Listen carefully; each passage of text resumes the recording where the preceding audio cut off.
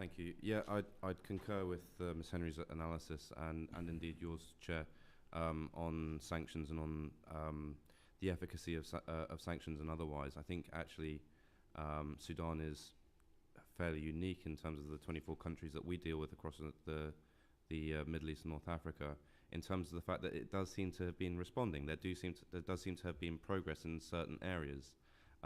They do seem to have been seeking to cooperate in a variety of different ways, and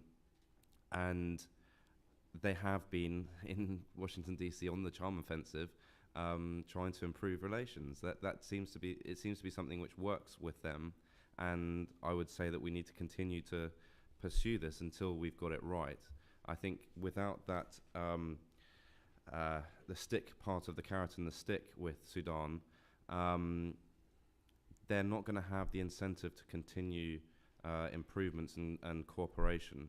And so we do need to do that. I'd also agree with the suggestions about focused sanctions against individuals as well. I mean, just to name one individual who keeps cropping up time and time again in cases of violations against Christians from the NISS seems to be an individual called Dr. Abbas Al-Tahir al-Abbas, who is regularly leading the activities against Christians and other minorities within this department in the NISS that seems to be set up to do that, just that. And I think this deeper, more targeted approach to sanctions would or could be effective. Mr. Ismail? Yeah, if I have to choose among the sanctions that will be lifted, it's going to be the general sanctions, because even though I don't buy the argument of the government of Sudan that is hurting the people, the government of Sudan is hurting its own people. Mm-hmm. If we are following a government that is using 75% of its annual budget for the last 10 to 15 years, 75% of its budget is directed to military and security, which is doing nothing but hurting the Sudanese people. That is number one.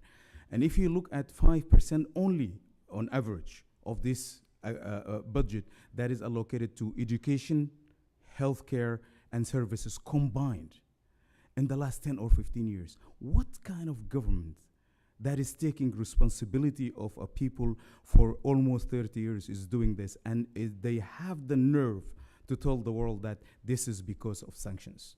This is because of the bad policies of the government of Sudan.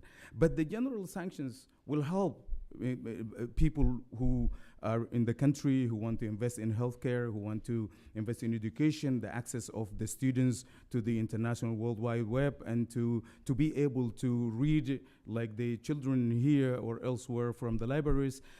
Nobody with their sound mind will be against that. The targeted sanctions on individuals that are corrupt, that are actually perpetrating this violence, should remain in place, and more individuals should be added to the list. Tools like fencing should be used to track down the corporate dealings with NIS and the cronies of the NCP and the government of Sudan.